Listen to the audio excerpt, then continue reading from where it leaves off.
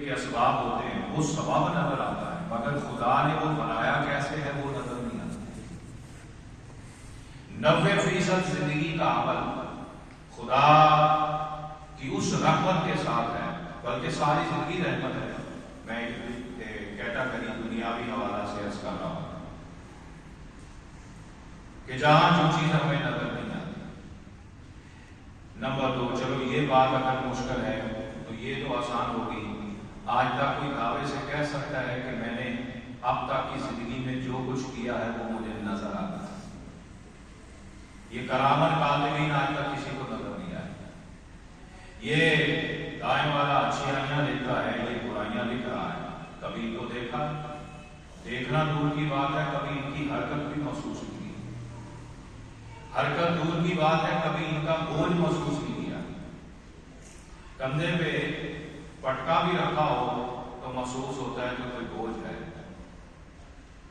لیکن کبھی فرشتے کو محسوس کیا کہ بوجھ ہے؟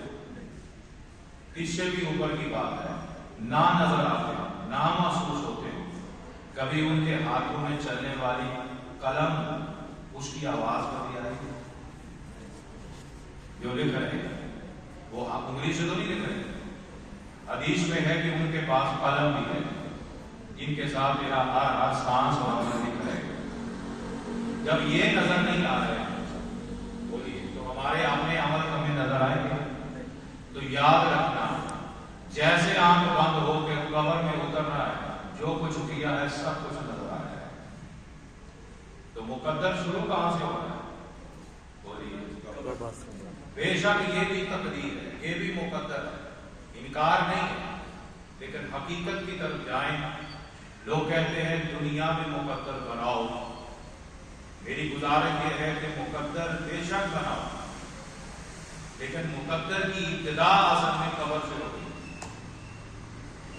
اب کرنا کیا ہے؟ کرنا یہ ہے ہم دنیا کا مقدر بناتے ہیں، قبر کا نہیں بناتے۔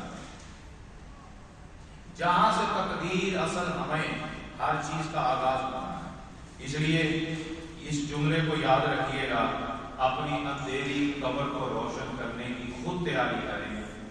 یہاں زندہ کو لوگ نہیں پوچھتے، مرنے کے بعد دعا کون کرے؟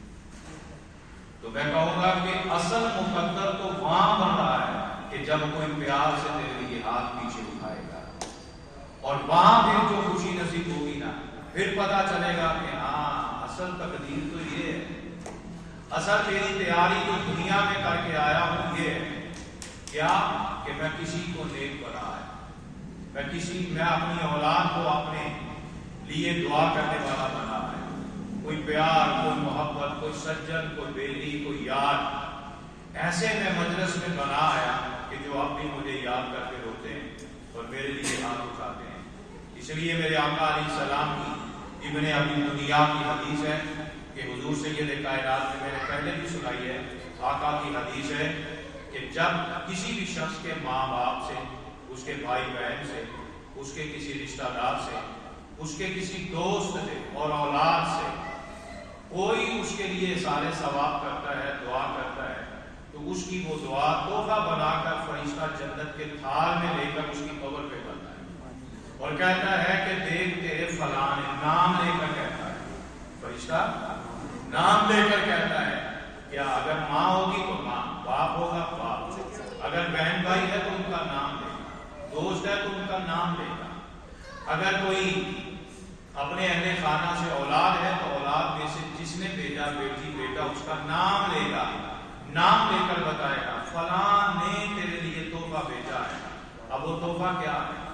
کوئی زمین و آسمان کے قلابے ملا کر سونا چاندی کو رکھا نہیں ہے، سب سے بڑا تحفہ یہ ہے کہ دل سے محبت سے جب لفظ زبان پر آتے ہیں اور التجا خدا سے کر دی جاتی ہے تو پھر خدا اس دعا کو تحفہ بنا کر فرشتے کو دیتا ہے اور وہ میت کے پاس لے جاتا ہے کہ لے، اکیلا بیٹھا ہے، تیرے فلاں نے تیرے لیے تحفہ بھیجا ہے، اور میت وہ تحفہ لے کر بڑی خوش ہوتی ہے اور اپنے آس پاس کی قبر والوں کو کہتی ہے، وہ دیکھو میرے فلاں نے، جس کا نام لیا ہے اس کا نام لے کر کہتی ہے میت کہ میرے فلاں نے مجھے تحفہ بھیجا ہے۔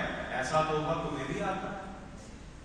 ایسا تحفہ تو جن کے آتے ہیں وہ نہیں آتے وہ روتے ہیں اور رو کر کہتے ہیں کاش ہم بھی کوئی اپنا محبت والا پیچھے چھوڑ کے آئے جو آج ایسے تحفے ہمیں بتاتے ہیں. اصل ندامت، اصل شرمندگی، اصل مقدر وہ آنکھ بند ہونے کے بعد سنتے ہیں. میں کہوں گا یہ تو ایک دنیا تو ایک دھوکہ ہے. اس دھوکے میں رہ کر اب ہم نے ایک ذخیرہ کرنا ہے. کیا کرنا ہے؟ ذخیرہ کرنا ہے. اسی حوالہ سے یہ جملہ یاد رکھیے گا. اس کے مطابق میں آپ کو حدیث سناتا ہوں. پچھلے جمعے موضوع دیا لیکن میرا وہ 4 مہینے والا عنوان گفتگو یاد رکھیے گا. کیا ہم کس دور میں جی رہے ہیں؟ فتنوں کے دور میں. اور فتنے کے دور میں اب ہم نے کرنا کیا؟ ایمان بچانا ہے. اور ایمان کے تحفظ کے ساتھ ساتھ ہماری ذمہ داری کیا ہے؟ عمل کے اندر اس کو ادا کرنا ہے تاکہ فتنوں کے اندر بھی ایمان منور